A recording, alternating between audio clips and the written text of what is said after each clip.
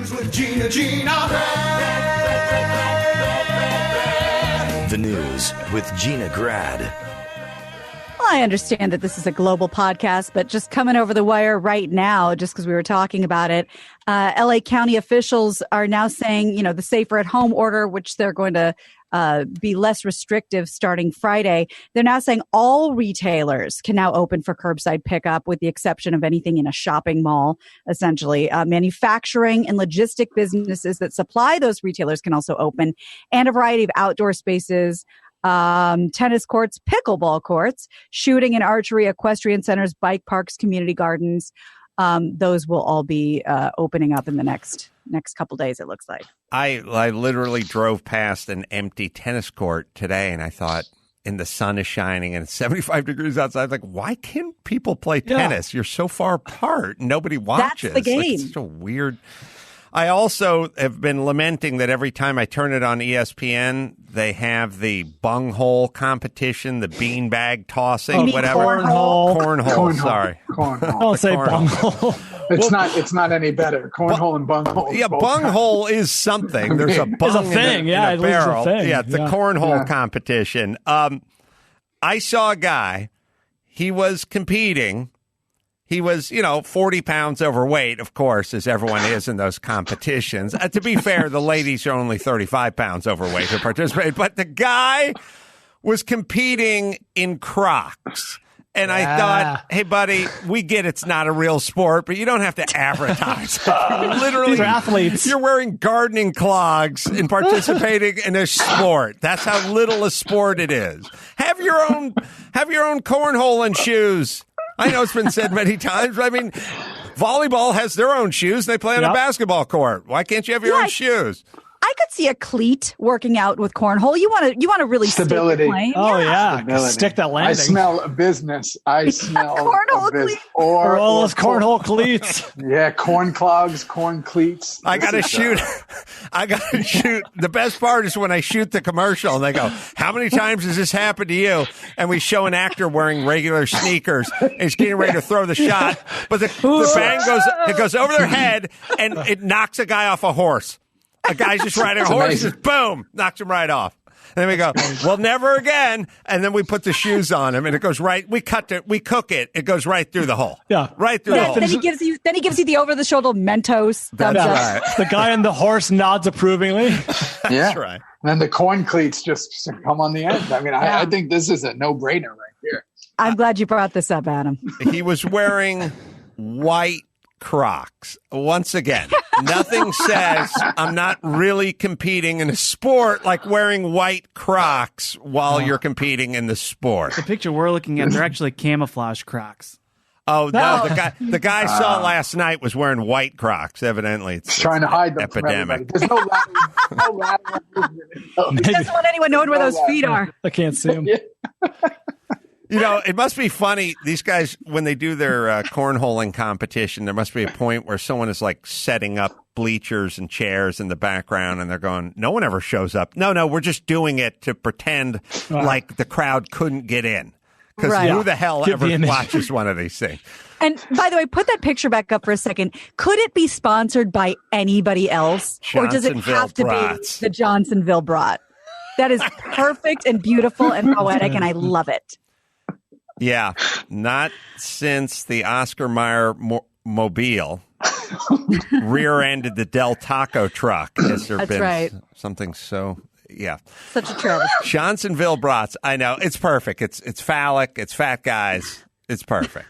It's delicious. Mm-hmm. All right. Well, moving on to something a little more national.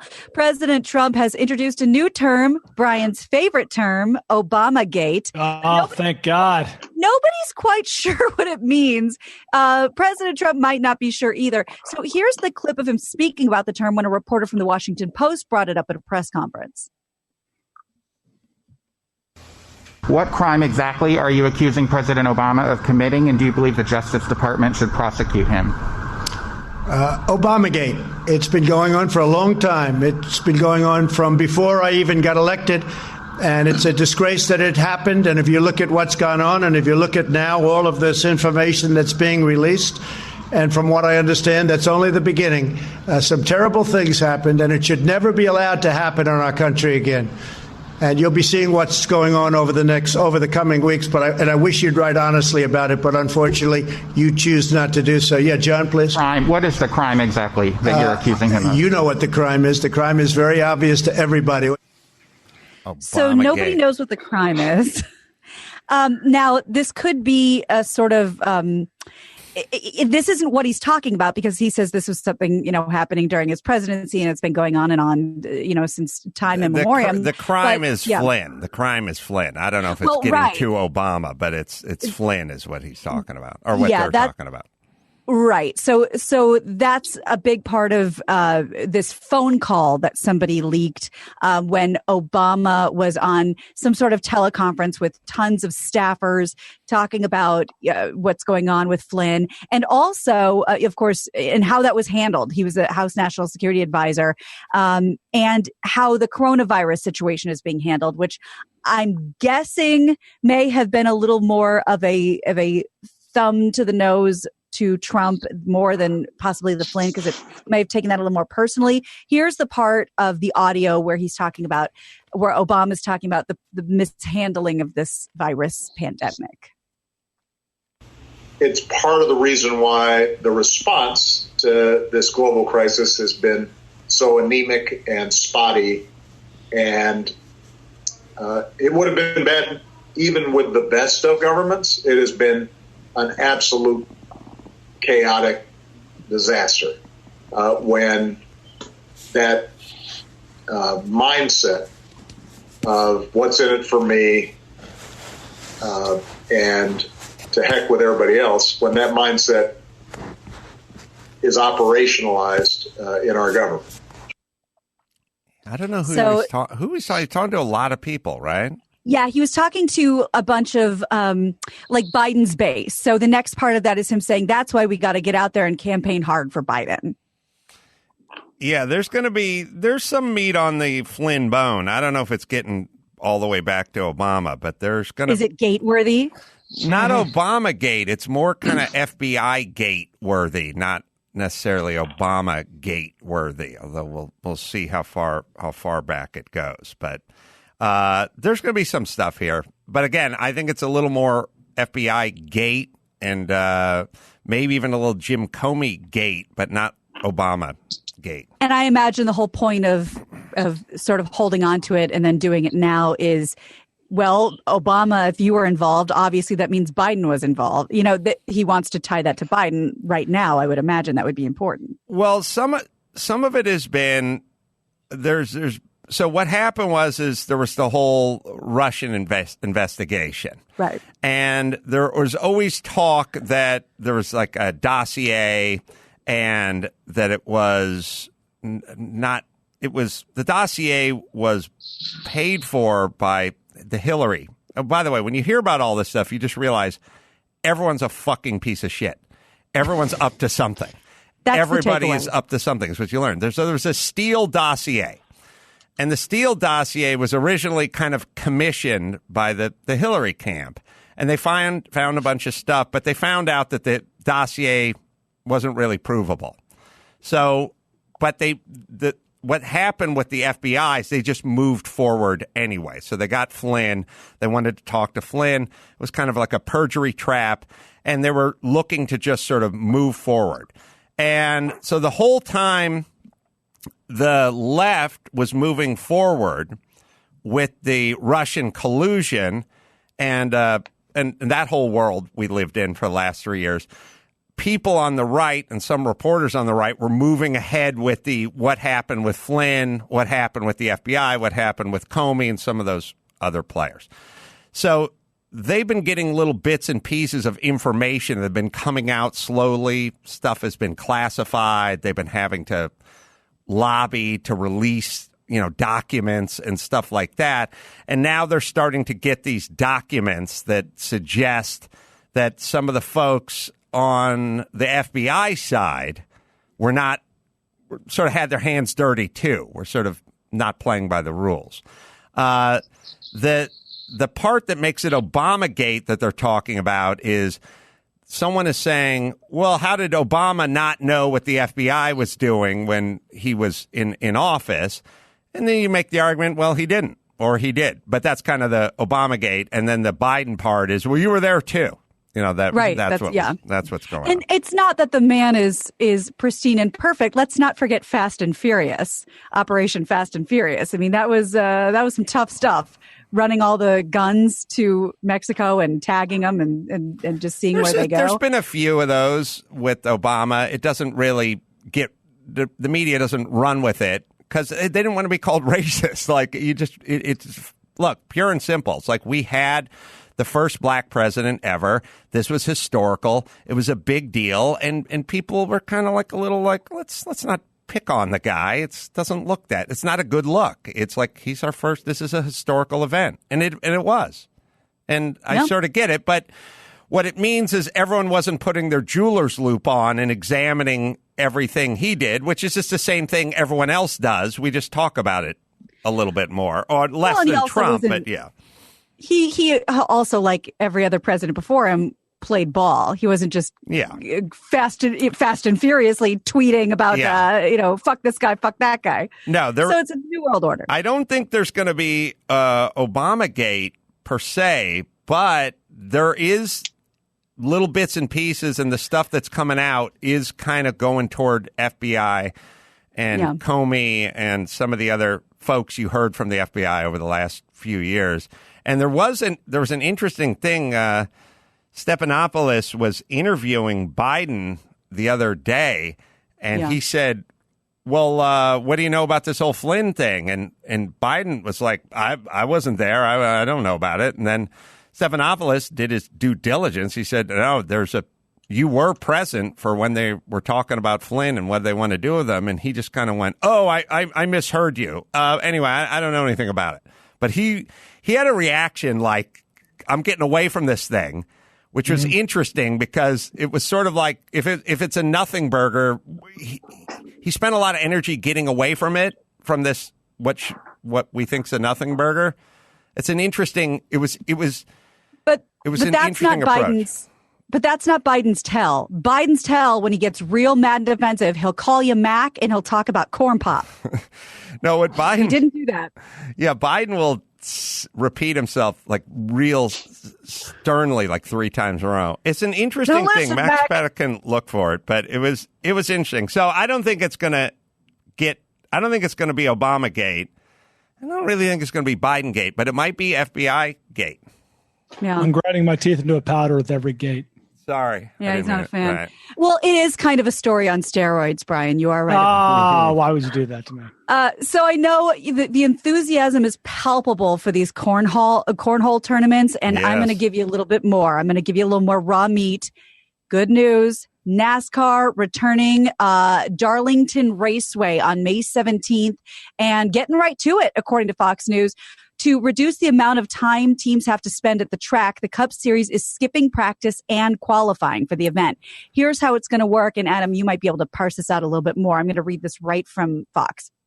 So positions 1 through 12 will be determined by a random draw among charter teams in those positions based on team owner points earned through the first 4 races that were actually held before the season was suspended in March. The same process will be used for positions 13 through 24 and 25 through 36 separately, while the final 4 spots will be filled with non-chartered teams based on points with no draw. Does that make sense to you? Well, the teams that were winning, so the reason they have qualifying is you want the fast guys up front, the slow guys behind them, and the slower guys behind them. Obviously it's a shit show if you put the fast guys in the back and the slow guys in the front. There's going to be all knotted up in the first turn. So based on how many points you got in the first 4 races, if you have the most points, then theoretically you're one of the faster or the fastest person out there. So they'll put you on the pole. Then why is it a random draw among those teams? Among how many teams? 12. Oh, I don't know. It seems like they should just go points. Maybe because of the 4 races, the points are pretty knotted up. Like there's not that's what I didn't chasm understand. Between the points. Yeah. And then you get like X amount of points for first, second, third, I don't know, through 8th place or something, and then they just cut the points off. But that's happening. What people need to realize in racing, because I've lived it a few times, if you qualify seventh, it feels like you qualified low, but during the race, the number one car's on the left side of the straight. The number two car's right next to that car. It's just they're right next to each other. It's just if it's a left-hand turn, the pole guy gets to be on the inside left, and if it's a right-hand turn, the pole guy gets to be on the right hand, kind of depending on the track. But the point is you think qualifying 7th or 11th puts you way back there. When you're in that race, you can see the guy who's on the pole, and it looks like he's 3 cars ahead of you, and you're driving down the freeway. Like, there's not a big separation. When you do 2, 2, and 2, you're up further than you think. So, anyway. It's not like you're lined butts to nuts, as they say in That's in right. Hips or lips. That's what I say in NASCAR. Yeah, now who wants to go cornholing? Let me put my clogs on. NASCAR is aiming to complete a full season, 36 race season, and the schedule for June and beyond is still developing. And while we talk about good old-fashioned summer fun, if you're missing the funnel cakes, the deep fried Oreos, all the awesome stuff at the state fair, a Northern Ohio state fair is going to let you do the county fair in your car. Stark County, and by the way, I think I heard rumblings of OC Fair thinking about doing this, but Stark County is opening its county fair this weekend as a drive-through. Fairgoers can drive to the fairgrounds where they'll be able to order the food. It'll be delivered to the car. The menu of all the food items and all the vendors are on the Facebook page, and those are so much fun to go through. The funnel cakes, the fried pickles, they got the turkey legs wrapped in a woven bacon basket. You'll have to leave after getting your food. There's nowhere to sit and hang out, but they will do a drive-through food fair. So they've removed all exercise from the setup. Right. Not even Carney comes out. Yeah. Guesses your car's weight. Before and after. Yeah. It's amazing. God, what a goddamn time we're living in. I never really cared I about that. was just going to say we are so on our way to Wally. You're absolutely right. We're on our way, guys. Here's the list of just some of the things. I'll just pick some stuff out at random. You got your Italian sausages and you got your hot dogs, elephant ears, funnel cakes, fresh. You got your deep fried Oreos, your soft pretzels that are stuffed, fried cheese on a stick, smash burger, Dr. Pepper, pulled pork beef patties. Wow. Out here they do the deep fried Slim Fast bars, and they do the caviar Twinkies out here as well. Really? What's that one? I had it because when on Mark in the Morning, we used to do the LA County Fair. And so, of course, we had to be filmed eating everything. And it's like a split Twinkie with literally just globs of caviar, like globbed in it like a hot dog. What is happening? Because why not? Yeah, because there's nothing left to think of, apparently. I haven't said this in a while, but this is why the terrorists hate us. And they're right. Yeah. We've crossed the line, clearly. They're right. All right. You have Good Morning America on there, Max Zapata, with Stephanopoulos talking to Biden. I think he brings up this thing. I do want to ask you about Michael Flynn. The president said yesterday that move is justified because President Obama targeted Flynn. He called it, quote, the biggest political crime in U.S. history. Your former Senate colleague, Charles Grassley, has added that Flynn was entrapped. So what did you know about those moves to investigate Michael Flynn, and was there anything improper done? I know nothing about those moves to investigate Michael Flynn, number one. Number two, I do want to press that. You say you didn't know anything about it, but you were reported to be at a January 5th, 2017 meeting where you and the president were briefed on the FBI's plan to question Michael Flynn. Oh, I thought you asked me whether or not I had anything to do with him being prosecuted. Okay. I'm sorry. I was aware that they asked for an investigation, but that's all I know about it. I don't know the detail of where we are right now. Focus on what's in front of us. You have plenty of time to investigate. So he had this weird reaction where he repeated the question back to him and then said, I didn't hear it right, which could be his age, but he also had a thing where he wanted to get away from that question or that allegation. Oh, I know what I wanted to say. It reminded me, thinking about Simply Safe. with all the people locked up at home drinking and doing other things that are bad for them, shouldn't we have more home fires? Remember when houses used to burn down? People would fall asleep smoking. Like they just get drunk and fall asleep smoking. Think how much safer homes are now. You don't hear about home fires. Like when I was a kid, every fifth house burned down, like on the block. Like what happened? The guy fell asleep. He was smoking. These days, it's exclusively reserved for deep fried turkeys at Thanksgiving. Yeah. Right. And shady you just businesses. You don't smell the house fires like you used to. When you grew up, there was a lot of house fires. That's really interesting. Yeah. It must have been the way they were built, right? It had to do with, it's one of those things where it's like technology saves a lot, like smoke detectors and materials, sofas that don't go up in a ball of flames, or flame retardant, bedding, or whatever it is. Like all the technology has sort of made a difference. And it was you can't steal car radios anymore. There's no stealing car radios. That doesn't happen. I know. That's right. Nobody wants it. It was a world of people, and less people smoke. Although I do like, there's two guys I like, I think I could hang with. There's the guy who falls asleep while driving, which is an interesting chap, because it's like, I'm driving a motor vehicle and I'm going to bed. That's interesting to me. And also the guy who falls asleep while smoking. Like, I think I could smoke in my sleep. Like, Well, Tim Conway Jr. has a great story about when he wasn't doing so well and he was living in Koreatown and doing the show, where you did over in Koreatown.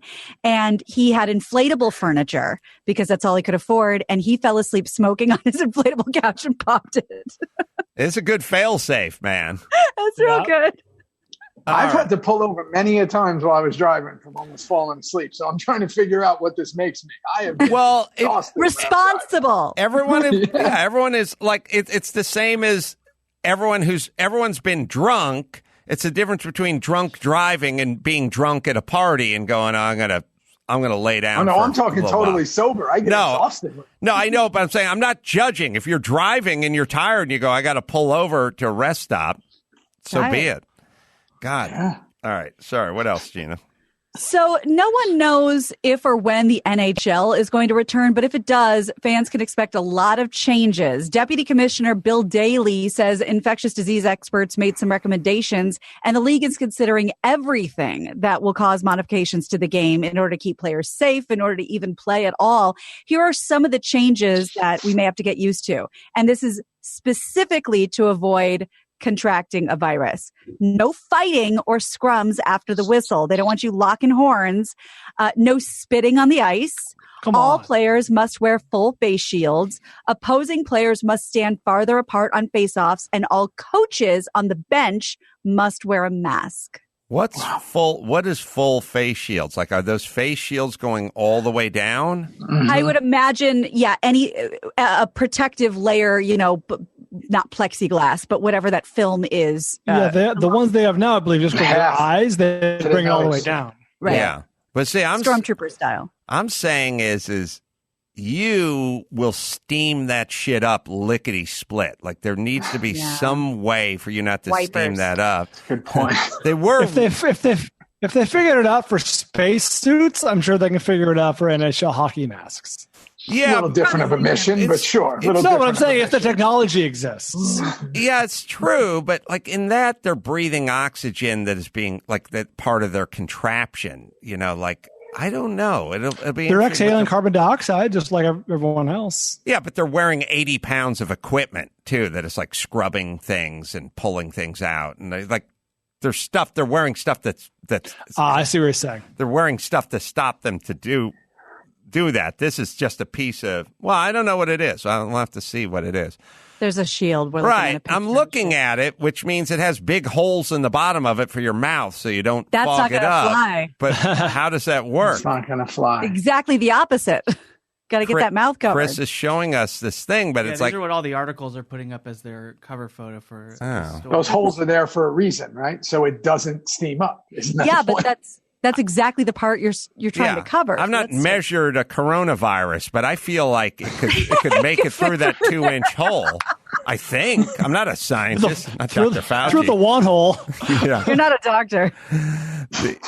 I will tell you this about the NHL. They were way ahead of their time with that 6-foot-high plexi going all the way around the thing. And if any good from this whole coronavirus thing, if any good comes from this, it could mean that we reinstate that weird plexi sneeze guard around all the drum kits from the 80s and 90s. Oh, yeah. Remember Arsenio's band? Like any house band had that weird plexi drum kit, which is somehow unnecessary now. It was an imperative in 1991, and now we don't need it. But Dawson will tell us why. I think I talked to Dawson about that plexi kit, which is you keeping the drum sound contained. It keeps the drum sound contained so it doesn't bleed into other microphones. Why don't we need it anymore? Because the monitors are better? The people who are in the ear monitors? Microphones have generally gotten better. Oh, that's it. Right. But they are still heavily used. Are they? On stage, yeah. I don't feel like I see them nearly as much as I used to see them. Usually on very large concerts when there is a huge array of speakers and a huge array of monitors, and they really need to keep the stuff isolated. But not in smaller things. But you'll see on the big. What was the most recent? There was another almost worldwide concert a few months ago. Gina, am I crazy? There was something. Was it for, I don't know if it was for a few months ago, but was it for the Australian? Las Vegas? Or was it for Australia? It could have been either of those, but I remember seeing one on stage. Has this whole thing has fucked up my whole timeline? I keep asking, when's summer? What's going on? Or where's school? Or how old am I? And I had this discussion with Lynch the other day. I was like, wait a minute. Do we have the Oscars? When are the Oscars? Do we have the Oscars? Who's doing the Oscars? What channel's the Oscars on? We were both sitting there kind of going, I wrote on the Oscars for 2 years. I was trying to figure out whether we had the Oscars or not. It's a weird, this whole thing has fucked up my whole sort of timeline sequence memory. It's called temporal disintegration. Oh, that's what it is. And it's very real. People just don't know what day it is. And I know that this is a super morbid thing to say, so I'm sorry to bring it up. But I was thinking about this last night in terms of concerts and arena shows and things like that. We already were kind of not sold on these things because we were having active shooters every 6 months and crowds were being obliterated by crazy people and evil people, and people were shying away from going to concerts anyway. And now they're saying, well, guess what? There will be no giant public gatherings for a year and a half. Are people between all this mayhem? Are people ever going to want to go to a concert again? I don't know, but there's two schools of thought. Are people going to be too scared to enter restaurants or venues or whatever that is? And there's a definite school of thought where you go, oh, yeah, people are going to be freaked out. My impulse has always been we're kind of American and we want to get back to everything, or there's going to be enough people to fill the venue who at least think that way. And I talked to somebody who said somebody just went rogue and reopened a restaurant in Orange County or something. Colorado. Colorado. Oh, also Colorado. A few of them. Yeah. And the answer is we're sold out of food. We got to run. Now that's one. So who the hell knows? But my general take is people will come back. Maybe it's different people. I don't know. Yeah. And we may have talked about it on this show, but some of the new protocols at restaurants, and it'll sure change the fancy restaurants, the highfalutin restaurants, but they don't want tablecloths on tables. They don't want salt and pepper shakers, paper menus that can be thrown away immediately. So I don't know what's going to happen to the Michelin restaurants, but they really don't want these trappings that can literally trap viruses. And I don't know how I've been investigating a little bit when I found out that they're going to start to reopen some of the restaurants. What does that mean? How far? What are the rules? All that stuff, at least in Los Angeles, is or California is going down now. So we don't know, but we're going to find out plexiglass soon. It's going to be who's ever manufacturing plexiglass right now is making a killing because it's going to be everywhere. Maybe you got to find from Get Smart, which I brought up earlier in the week, the cone of silence. Maybe it's time for the cone of silence. You guys remember the cone of silence? Yep. No. It was a really funny thing, which is on Get Smart when Max Smart had to talk to the chief about something sensitive. He'd go, "We got to use the cone of silence," and the chief would always go, "It never works. It never works." And he'd go, "No, we're going to use the cone of silence." It was really, to me, it's the modern version of Skype. You know, when we do a live show and you go, "You want David Allen Greer to Skype in?" It's like, it won't work. It'll never work. It never works. But so Max would always go, we need to use the cone of silence. And they'd go, and the cone of silence, a big like plexi device or something, would call in their head, and they couldn't hear each other. That was always, play the cone of silence. It'll make me laugh. You guys should watch Get Smart. It's Buck Henry and Mel Brooks from way back in the day. Sorry. Him talking on the shoe as a kid was like the greatest thing ever. Go ahead, Max. We got to reload it. Oh, we got to reload it. Anyway. Hey, in the meantime, Gina, maybe think of a version of Rich Man, Poor Man, which is the restaurants that use paper, like disposable menus. Right. That's the low end places, of course, the taquerias and whatever. But like the really nice restaurants, they're making their menu day of with like fresh ingredients from the farmer's market and everything. So they're printed like that day. So it's a kind of a Rich Man, Poor Man thing with paper restaurants. Menu. Yeah. Good. On All the right. parchment paper. Here comes the cone of silence. Sorry. Well, then shouldn't we? Do you want me to leave the room? That won't be necessary, Hodgkins. We can talk under the cone of silence. The cone of silence? Well, this is a magenta alert, isn't it? The cone of silence. The giant plexi bubble that goes I am deeply concerned about the conference room. How loud it is. I'm concerned about the conference room. How's that? He's concerned about the conference room. He's outside. I want it thoroughly inspected for hidden devices, microphones, bombs. What? Check for microphones and bombs. Oh. Well, do you really think that's necessary, Chief? I mean, isn't that an anti-infiltration tactic? What? He wonders if that's an anti-infiltration you get tactic. the joke. It's very Mel Brooks, Buck Henry. It's funny. That show holds up. The cone of silence. It was always funny because it never worked, and you always knew what the joke was. But the true gem is he asked if he should leave the room, and he's the one telling them interpreting. Yes, what makes that funny is the guy outside acting as an interpreter. Obviously, the cone of silence. Gina, there you go. There it is. Done. There are these glass booths at this Dutch restaurant that are really, really beautiful. Where they're trying out that kind of move where it's like these little A-frame glass booths that you can sit in, to sort of keep your germs away from everyone else. But they look awesome, so maybe people will do that. And there's also going to be some story of somebody having their life saved by eating on the other side of the plexi, whatever. A car ran off the road, hit a thing. The fire hydrant was flying right at the person's head, but was deflected by there's going to be a bunch of those, right? There's going to be some tragic ones. There's going to be some good ones. There's going to be some weird ones where like a bird flies into one and it's all on film. Like there's going to be some plexi-related protective distance. There's going to be a safe distancing thing where the tables are 8 feet apart and a van's emergency brake comes off and it rolls right through where the table where they would have been. Like there's going to be it's going to be a lot of that, right? Those are going to be the next gen of stories. Not about a lot, but that will happen. That certainly will happen. I got to tell you, with the amount of safety, whatever issues. If it becomes a theme in the news, they'll be looking for it. And there's surveillance cameras everywhere now. There's just going to be a bunch of weird stuff, unintended, sort of happy circumstances. Theo, are those your kids in the background? What am I hearing?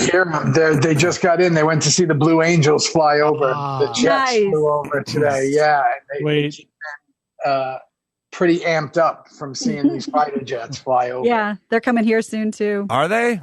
Yeah. I can give you the date. Hold on. I love it. Doing a flyover. Yeah. They could be. I think it's pretty quick, right? Because they get from here to San Antonio quickly. And then Well, they have to. I don't know how long do they fly without refueling. Well, I always wonder. I don't know their equipment exactly, but their range should be, God, those, I don't know, F-18 Hornets or Super Hornets or Marine Hornets or something, F-16s. I don't know what those things are. They should be able to do it.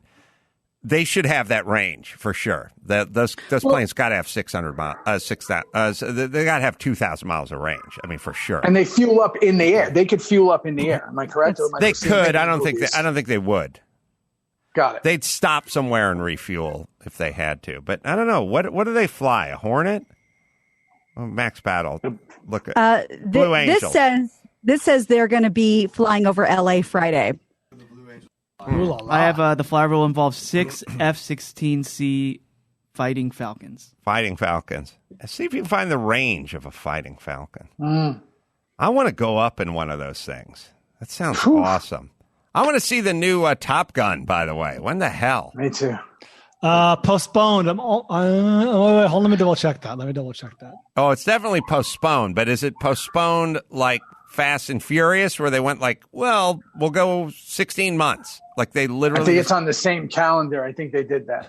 I'm seeing December 23rd. Let me verify. Okay. And how are they deciding? Like I was December 23rd. I was talking to let's see, who was I? It was going to be up June 24th, and they pushed it, I guess, 6 months. Yeah. So I was talking to Judd Apatow about the King of Staten Island, the Pete Davidson movie, and like June, right? But it's now online, right? Or has that been working? I guess. The Trolls one, my kids, that Trolls movie, they only give it to you for like 48 hours and it's like $20 and it made over a couple of $100 million. So it works. Yeah, it works. I mean, but then again, that's a kid's animated film. Yeah. I would imagine kids' movies are very well set up for this model because you'll pay anything to keep your kids quiet for a couple of days. That's what we did with Onward. When Onward became available, we got it the first night. And that was the last movie we took the kids to see in the theater. And the second it came up, we did the same thing and we bought it. I think for kids' movies, it might be a little different. But I think, kind of everybody's seen this coming as the TVs get bigger and less expensive. And, I always thought it should be available in both. You should give people the choice. I think that would be kind of a better move. And I think that's probably what's going to happen. Unless it's like the larger ones. Can you see a movie in Houston or Austin in a movie theater these days? I think you can. Adam's weekend is getting packed. Yeah, I think you're not going to have time to do a show. Yeah, especially at the dine-in theaters. I think they'd separate. That's what happened with us. So I think they're back to that. You can go see a movie. Gina, you and I are going to host these shows. Yeah, he's never coming back. We sure wish Adam showed up tonight, but in the white pants with no shirt on, seeing whatever movie's out. By the way, who knows what's out. Like good news, the theater's open. Bad news, we're showing Aloha, Bobby and Rose from 1977. And you go, I'll take it. Bring me the popcorn and the Raisinets. I don't care. F-16 range 2,622. So it's got the range. Maximum speed's 1,500 miles an hour. Well, you're going to burn a lot of fuel at that rate. But the range is almost cross country. That's a good guess. I'll take it. Well, all right, let's bring it home, Gina Grad. You got it. I'm Gina Grad, and that's the news. Gina Grad. That was the news with Gina Grad.